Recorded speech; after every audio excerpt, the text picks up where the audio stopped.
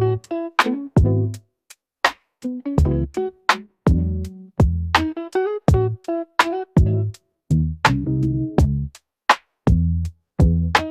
mga aspiring homeowners! Welcome back ulit sa ating YouTube channel. Again, I'm Aaron Chua, the registered real estate salesperson, your home PH24 house tour.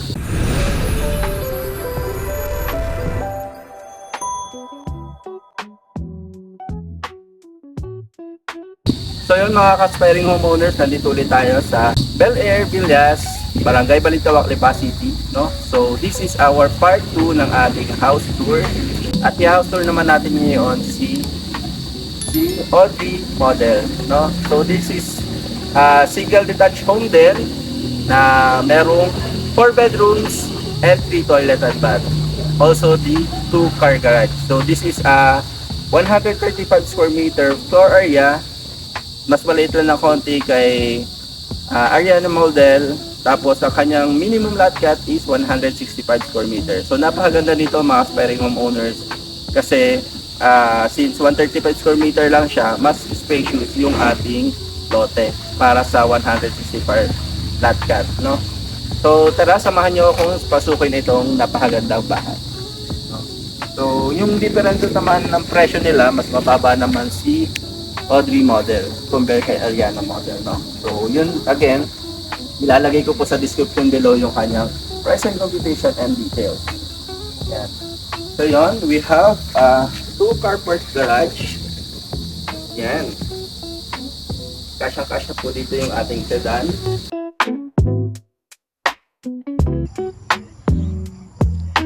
We have the lot space here para sa inyong simple garden, no?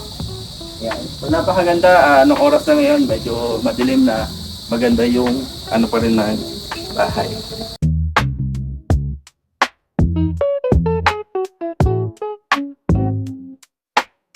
Yung single detached siya, meron pa po tayong space dito. We have more space here.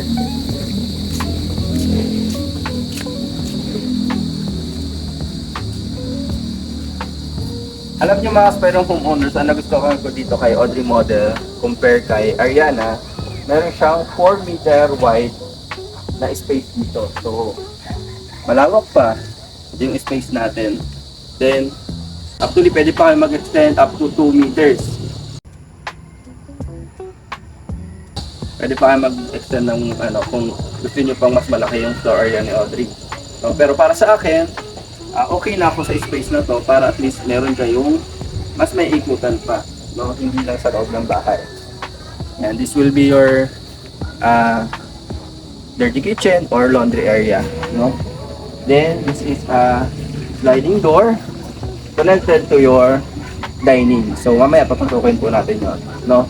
So yun, meron din dyan paikot, no? So tara, pasukin po natin yung bahay.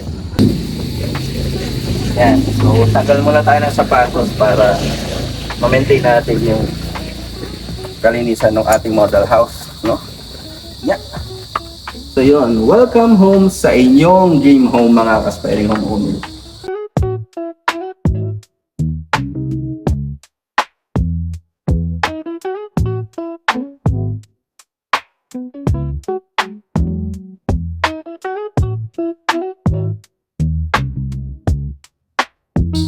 Yan. So ito, hindi siya high ceiling, pero maganda naman ito, spacious din yung ating sala, no? I think mas spacious to, or depende lang siguro sa ayos ng mga gamit, no? Yan. So yan. Window, big window siya para sa natural light, no? And dito yung inyong TV. Maganda nito, yan. Ito, naiikot din to eh.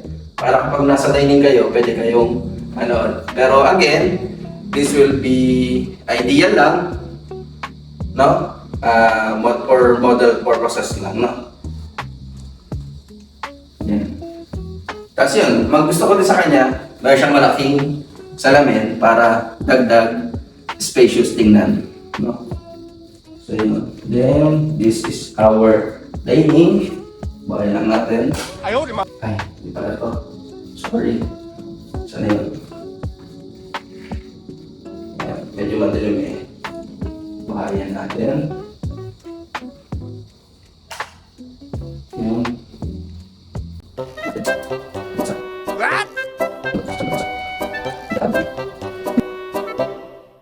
Ano pa sige mahanap ang switch? Hindi ko mahanap yung switch, mga spelling homeowners, pero Maliwanag. maliwanag naman, no? So, eto siya.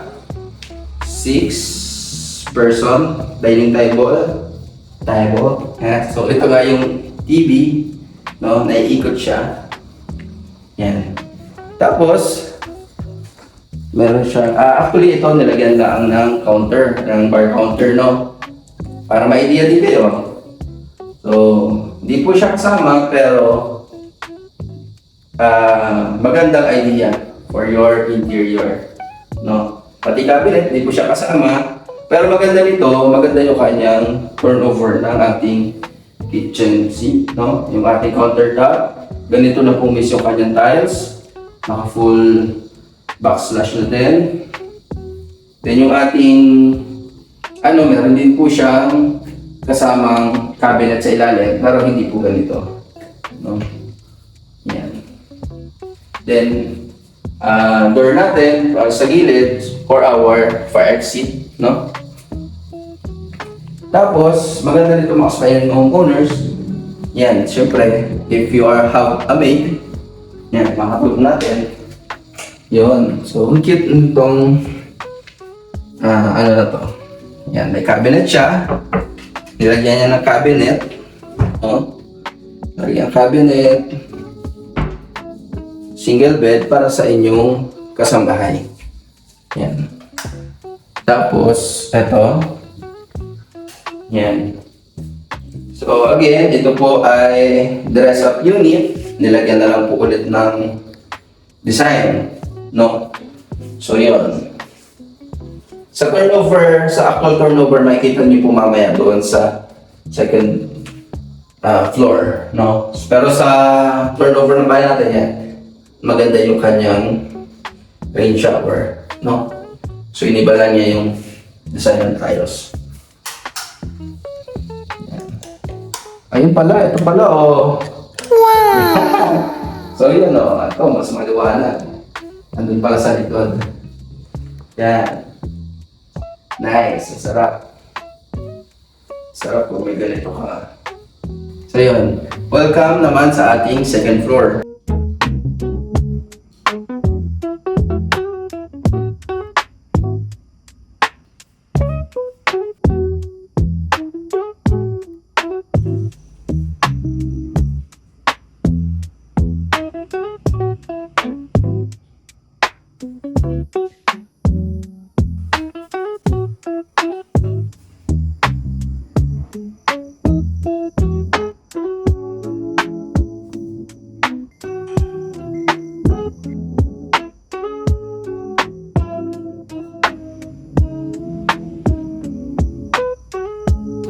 Sa second floor natin, maluwag din, no? Maluwag siya. Ito ay naka solid wood. So, hindi po siya hollow. Solid po siya. Then, yung railings po natin ay bakal. Tubular and black. Tapos, yung tiles natin, naka-ceramic tiles na din po, no? Tapos, maganda, mga aspiring homeowners, malaki yung kanyang window. Parang mukhang high ceiling din, no? Ito nagustuhan ko din, mga aspiring homeowners. We have a lot space here. Yan. Pwede maging working area nyo. You have working table dito. Study area. No? Yan. Cabinet. Ito po yung ating balcony. Yan. This is your balcony. Mas malaki lang yung balcony ni Ariana. No?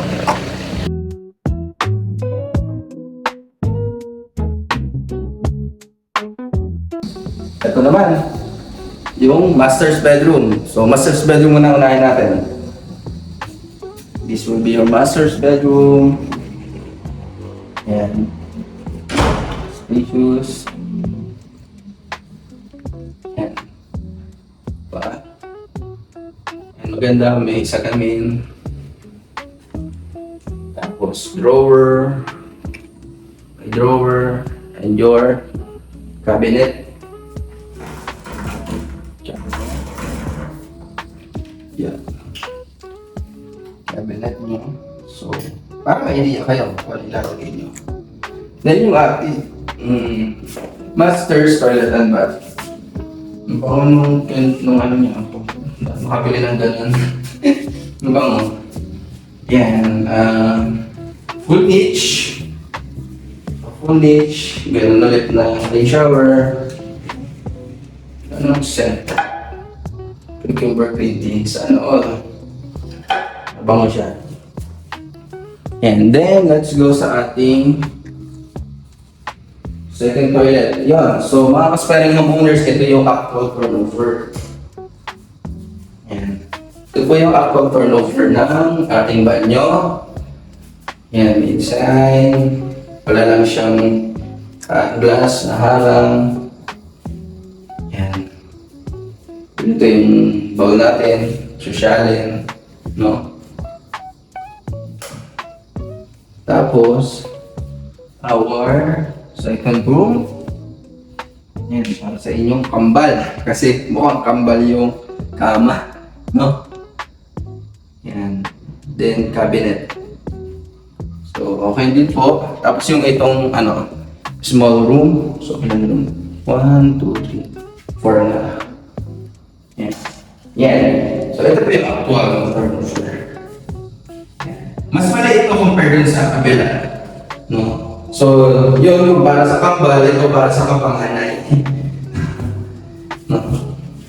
Para kay kapanganay. Yung isa para kay bunso kambal. Yan. Yun. So yun, mga ka-sparing homeowners, maraming salamat po ulit at sinamahan niyo po ako sa house tour dito kay Audrey Model, no? Dito po yan kay Bel Air Villas, Barangay Balintawak, Lipa City, Batangas. Along bypass road lang po siya.